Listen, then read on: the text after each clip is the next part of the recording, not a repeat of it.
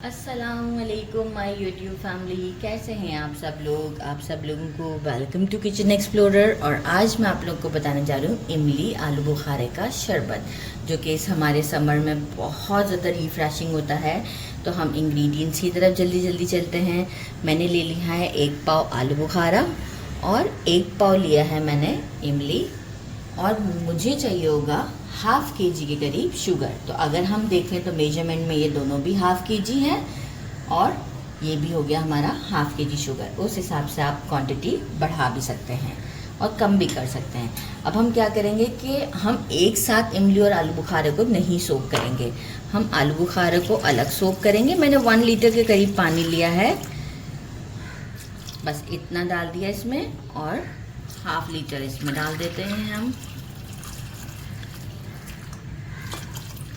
इमली में थोड़ा सा ज़्यादा डलेगा क्योंकि जो है वो इमली थोड़ा सा वो टाइम लेती है। अच्छा, अब हम इसे क्या करेंगे कि जो है वो 6 to 7 आवर्स के लिए ढककर छोड़ देंगे। आप चाहें तो इसे पूरी रात भी भिगो के रख सकते हैं। अभी हम इसे 6 to 7 आवर्स के लिए छोड़ देते हैं।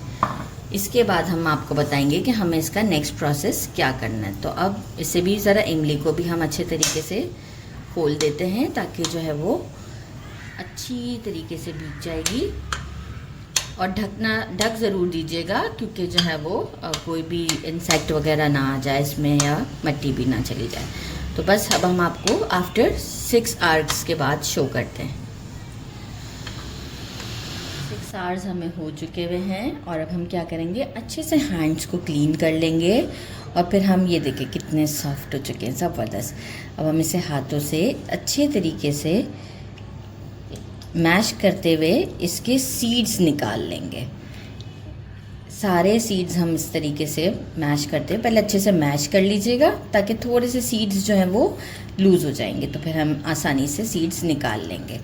इस तरीके से करते हुए हम सारे सीड्स निकाल लेते हैं और मैं आपको फिर एक साथ सारे सीड्स निकाल के शो कर दूंगी।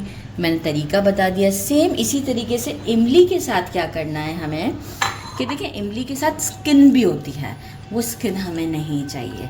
तो पहले तो आप इसे अच्छे तरीके से मिक्स कर दें।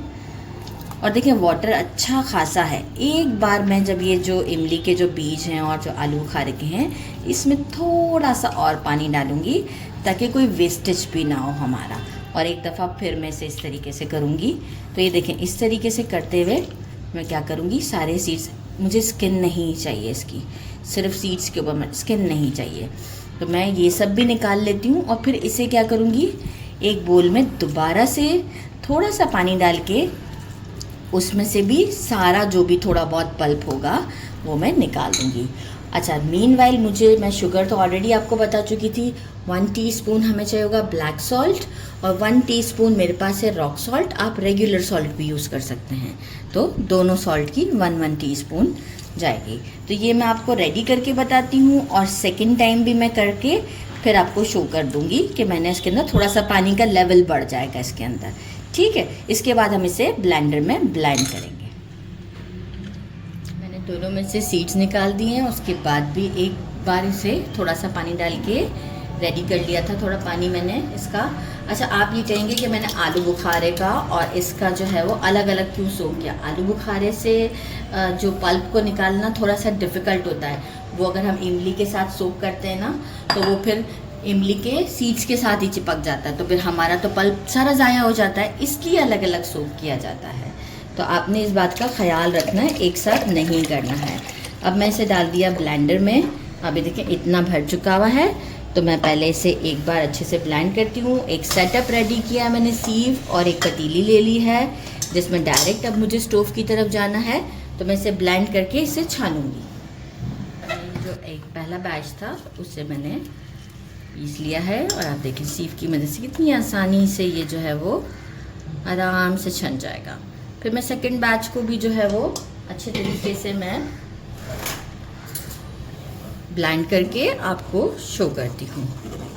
अब बस तरीक़ेकार मैंने बता दिया है। सारा हमें इस तरीके से करते हुए ब्लेंड कर देना है ताकि कोई भी रेसिड्यू पार्ट हो, स्किन वगैरह, तो वो जो है वो अब इसके, क्योंकि देखिए शरबत में कोई हमें ऐसे चंक्स टाइप का या कोई फाइबर इसमें नहीं चाहिए होता है, और ये इतना हेल्पफुल है हमारे लिए, मतलब बहुत हेल्दी कहेंगे।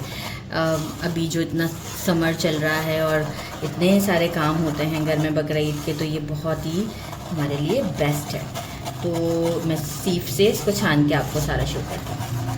सारा मैंने छान लिया है और अच्छा खासा रेसिड्यू निकला था, तो छानना नेसेसरी है ब्लेंड करके।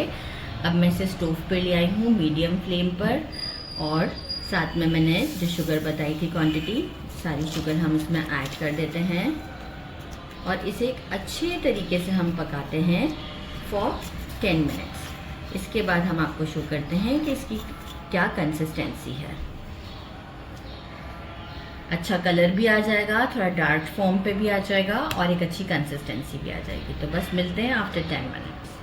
ये देखिए मुझे अप्रॉक्स 20 मिनट्स लगे, क्योंकि मैं मीडियम फ्लेम पर रख रही थी, तो बहुत ज़्यादा बॉयल ऊपर की तरफ आ रहा था, तो मैंने मीडियम से फिर थोड़ा स्लो करके 20 मिनट्स तक इसे मैं अच्छे से कुक किया। टाइम टू टाइम मैं इसमें स्पैचुला चलाती रह रही थी।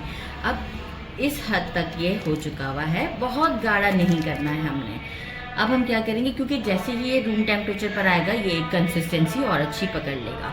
अब हम यहाँ पे करते हैं स्टोव को बंद, और इसके अंदर हम डालते हैं 1 टीस्पून काला नमक और 1 टीस्पून हम डालते हैं हमारा रेगुलर सॉल्ट। बाकी इसकी शेल्फ लाइफ बढ़ाने के लिए हम इसमें डाल देंगे, मैंने 2 नॉर्मल साइज़ के लेमन लिए हैं, वो हम इसमें डाल देंगे। आप 2 डालें, अगर लेमन जूस अगर पूरा परफेक्ट अच्छे से है उसके अंदर, तो फिर आप 1 लेमन डाल दीजिएगा। मुझे लग रहा है मेरे लेमन जूस में बिल्कुल सही 1 ही से कम हो जाएगा आजकल, वरना मैंने डर के मारे 2 निकाल लिए थे, क्योंकि लेमन में जूस ही नहीं होता। एक अच्छा सा स्टर देंगे। अब ये होगा कि मैं इसे बिल्कुल ठंडा करके रूम टेम्परेचर पे लाके फिर मैं किसी बॉटल में भर सकती हूँ इसे, और इसे फिर मैं फ्रिज में रख दूँगी। फिर जब मुझे शरबत बनाना होगा तो मैं इससे शरबत बनाऊँगी। तो जैसे ही ये रूम टेम्परेचर पर आएगा, फिर मैं आपको इससे एक अच्छा सा शरबत बना के बताती हूँ। ये देखिए मैंने इसे अच्छे तरीके से ठंडा कर लिया है, थोड़ी देर फ्रिज में भी रख दिया था आफ्टर रूम टेम्परेचर। आप कंसिस्टेंसी चेक करें कितनी ज़बरदस्त है। अब हम क्या करेंगे, मैंने थोड़ा सा इसे जो है वो इसमें भर लिया था ताकि मुझे आसानी हो जाए जग में पोर करने में, और साथ में मैंने ले लिया है ठंडा पानी, क्योंकि जग का जो ये थोड़ा सा और डाल देते हैं ताकि जो है वो एक अच्छा सा हमारा शरबत रेडी हो जाए। अब हम इसमें वाटर ऐड करते हैं। मैंने ठंडा पानी ले लिया हुआ है और ग्लास में मैंने आइस क्यूब्स डाल दिए हुए हैं ताकि उसमें एक लुक भी हमारा अच्छा आता है। तो बस अब हम इसे अच्छा से स्टर देते हैं। अच्छा आप इस मोमेंट पर चेक भी कर सकते हैं, जब ये आप ठंडा कर लें तो आप चेक कर लीजिएगा कि आपको खट्टा मीठा जितना रखना है, लाइक शुगर और ऐड करना है तो आप कर सकते हैं। मुझे ज़रूरत नहीं थी तो मैंने नहीं करा। ज़बरदस्त सा इसका लुक है। और अब मैं इसे ग्लास में डालती हूँ और आपको शो करती हूँ। इसे साइड कर दूँ ताकि मुझे आसानी हो जाए। ज़बरदस्त, ग्लास आगे कर दूँ, ठीक है। बिस्मिल्लाहिर्रहमानिर्रहीम। ये देखें आप कितना ज़बरदस्त लुक है इसका, और टेस्ट तो नो डाउट बहुत ही अच्छा है इसका। मैं क्योंकि पहले ही टेस्ट कर चुकी हुई हूँ क्योंकि शुगर चेक करना था इसलिए। तो मैं आपको इसे टेस्ट करके बताती हूँ कि ये कितना ज़बरदस्त है। बिस्मिल्लाहिर्रहमानिर्रहीम। सच में तो बहुत ही टेस्टी है। मज़ा आ गया भाई, ज़रूर ट्राई करने वाला है ये। इसे ज़रूर बनाइएगा। मेरे चैनल को लाइक और सब्सक्राइब करना नहीं भूलिएगा। ऑर्डर आया है, इसे पूरा करें। अपना ख्याल रखिएगा और ज़रूर सब्सक्राइब कर दिया करें, शेयर किया करें। इतनी अच्छी रेसिपीज़ आप लोग के लिए बनाती हूँ। कमेंट में भी ज़रूर बताया करें कि कुछ और न्यू आपको अच्छा लगता है, वो भी मैं ज़रूर आपके लिए बनाऊँगी। अपना ख्याल रखिएगा। अल्लाह हाफ़िज़।